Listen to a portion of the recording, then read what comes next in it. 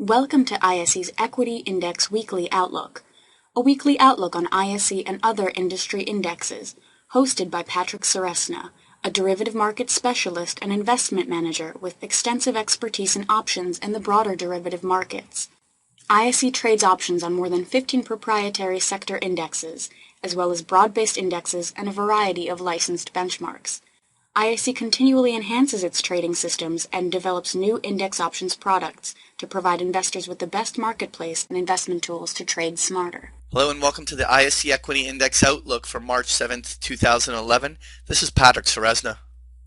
As always, we start off with a chart of the S&P 500 using that spider exchange rate fund symbol SPY.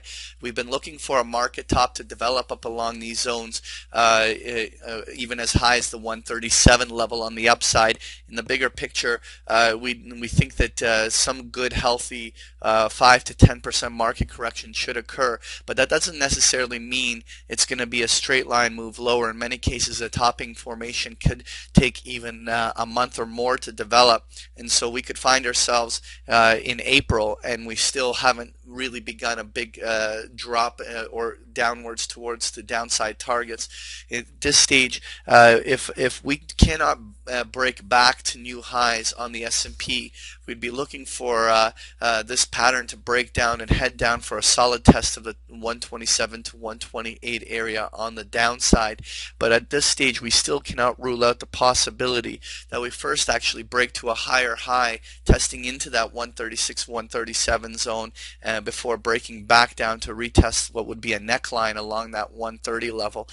In the bigger picture, even if the S&P does break to a higher high, we don't believe that it will sustain itself beyond maybe a week on the upside before returning back down lower. So really at this stage, it's just a matter of watching how a topping formation is developing.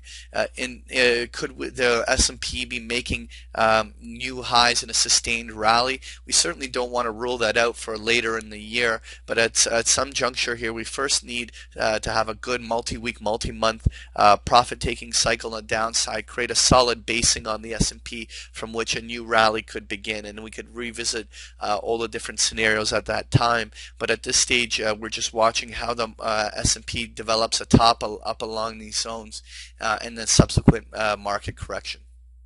Next here, I want to take a look at the ISE US Regional Banks Index, which is symbol JLO, and the regional banks have been relatively weak compared to a lot of the other sectors within the markets. We continue to see deterioration right down to about a neckline point around this 24.50, 25 area where we have a focal point. It wouldn't surprise me for us to get a little bit of a bounce at some point here, maybe even back up to towards the 26 level on this index. But in the bigger picture, unless there was a very robust new rally in the markets, it's unlikely that the regional banks will have any intermediate strength. Next here, I want to take a look at the ISE Index, which is symbol SIN. This is an index of all the casino, tobacco, and distiller companies. And we have this index continuing to consolidate at lower levels. It approached down toward our 125, 127 support line down below. Really at this stage, any sideways consolidation here could have further negative deterioration. Really, I think that the 135 to 137 will mark an intermediate high. One thing we cannot rule out is that if the whole market still has to go to a little bit of a higher level before topping out, that this index may go for a double top retest up to the 135, 137. So we don't want to be overly bearish just yet on this index. We simply believe that the upside targets have all been met. So we should again see some sort of topping formations continue to develop on this index. I would be a seller into strength on this index. Next year, I want to take a look at that ISE Home Builders Index, which is symbol RUF, and we continue to see deterioration as well in the home builders. We're at a critical line along this 950, 970 because technically, like a lot of the other indices, if we have any bullish reversals off of this support line, we can't rule out the possibility of it retracing not only back up to towards a 10 and a 20 area on the upside, but potentially we can't even rule out a double top retest of the $11 area area on the upside. But if we have any price action deterioration below the support line in this 950, 970, that would mark a lot of bearishness in here, which would have us retesting lows all the way down in the 8 to 850 area on the downside. Now, I don't think that that breakdown will occur right off the bat here, but certainly any failed rally attempts would be bearish for this index. Next here, I want to take a look at that ISE natural gas index, which is symbol FUM. We had all of our measured move targets at this 133, 135 level on the upside.